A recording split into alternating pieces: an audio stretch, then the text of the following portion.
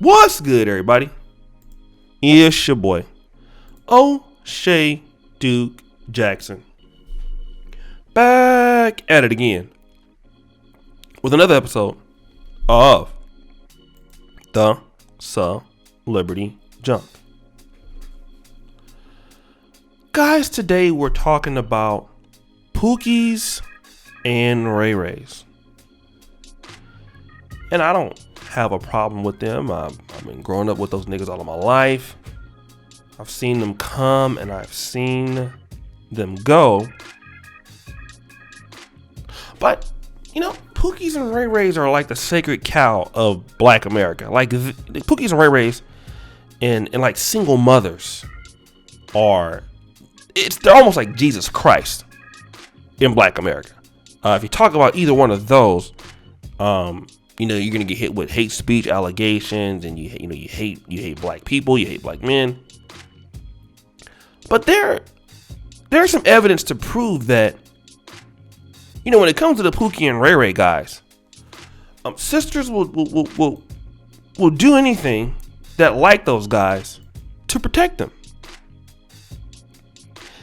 even after they have been in relationships with guys who went to Stanford. Now, you're probably acting like, well, who the hell went to Stanford? I'm glad you're mentioning that, because Bob Whitfield, if you guys remember him, longtime offensive tackle for the Atlanta Falcons, the majority of his career, okay? Now, he went to Stanford University, and obviously he's not a perfect man, but Stanford University is a good school, meaning that, you know, and he played there under Dennis Green. So in order for you to go to Stanford, you have to be very bright. Okay? You have to be a very intelligent man to get to Stanford and play athletics for them. So he did that. And Bob Whitfield married Cherie Whitfield. Now, stop the show. Why he did that, I don't know. But he did, and it was terrible. Okay? Cherie Whitfield, and I'm being nice when I say this, she's an asshole. Okay? She is a complete asshole. How anybody can deal with her, I have no idea.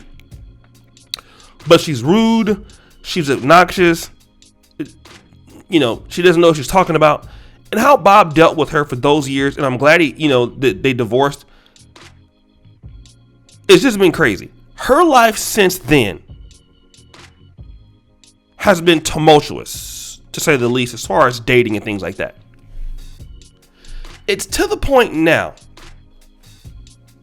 that she is in a relationship with this guy, Tyrone Gilliams. Okay? And Tyrone Gilliams, if you can remember, he went to jail for Ponzi scheme fraud. Okay? Scamming people out of $5 million. Now, despite the fact that she, if you want to call her successful, sure. I mean, I'm pretty sure she has some clout in Atlanta and things like that. And this is a picture of them with him in his prison outfit on. He's supposed to be getting out, and release date, he's in the halfway house, but April 11, 2022. So that will be next year. Immediate takeout, which you can't really confirm it, but they're saying that they want to move on from the relationship. I don't know how true this is. The scary thing is, you're dealing with a guy like this in the first place. After dealing with a guy like Bob Whitfield, who was a Stanford graduate, is a Stanford graduate, is a businessman, is a respected man in the community. I think this shows one thing. Okay? Let me go back to Bob Whitfield. I don't know who's dating right now. I don't care. But I don't think that Bob Whitfield is dating, somebody in prison. That's the lady. I don't think that he's dating someone with multiple kids out of wedlock. I think that if Bob Whitfield would have dated a black woman, he would be able to get the cream of the crop, okay? Even at 49 and being fat, as he is. All right? He'll be able to do that. But see, I want to go back to this. Once they have hit the wall, this is where many of them are at. And it's not like she's dealing with this guy or was dealing with this guy. Who knows how true it is, but they definitely were dealing with each other. It's not like she couldn't do that because no one else wanted her.